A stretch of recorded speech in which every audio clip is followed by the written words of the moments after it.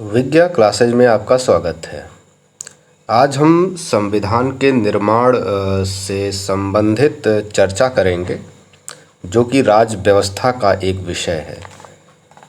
आप सभी को पता है कि किसी भी देश में क्या होता है कि एक राजनीतिक व्यवस्था का जो बुनियादी सांचा ढांचा होता है, उसका निर्धारण संविधान के द्वारा किया जाता है और जिसके अंतर्गत आपकी जो जनता होती है उसको शामिल किया जाता है। पूरे संविधान का निर्माण हो गया, उसको बनाना हो गया, इन सब का कार्य उनकी जनता के द्वारा किया जाता है। इसके अंतर्गत कुछ प्रमुख अंगों की स्थापना भी करनी होती है, जैसे राज्य की विधायिका है, कार्यपालिका है, न्यायपालिका है।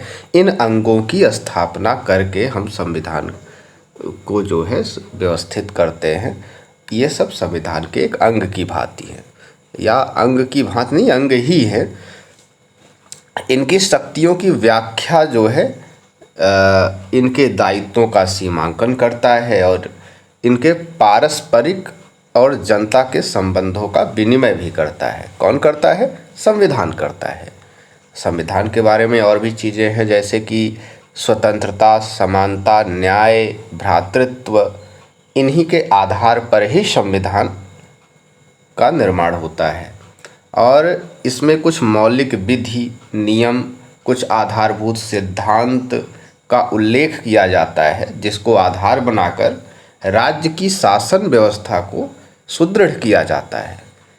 यह जो सरकार होती है और जो शासन होता है, उसके अंग की शक्ति क्या है, उसके उत्तरदायित्व क्या हैं, इनकी जो परिभाषाएं होती हैं, इनकी जो सीमाएं होती हैं, सरकार और शासन की जो सीमाएं होती है, उसको स्पष्ट किसके द्वारा किया जाता है? तो संविधान के द्वारा किया जाता है। राज्य व्यवस्था का जो स्वरूप होता है बेहद ही स्पष्ट करता है कि सरकार के विभिन्न अंगों की व्याख्या तथा सरकार और नागरिकों के मध्य संबंध के में जो संतुलन स्थापित करना होता है, वो भी संविधान के ही माध्यम से स्थापित करना है। तो किनके किनके बीच संबंध स्थापित करेंगे आप? सरकार और नागरिक के बीच जो संबंध और संतुलन है उसको स्थापित करना और सरकार के विभिन्न अंगों की व्याख्या करना संविधान के द्वारा सुनिश्चित किया जाता है।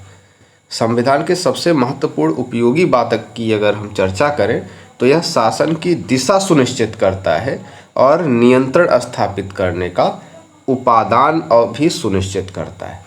धन्यवाद।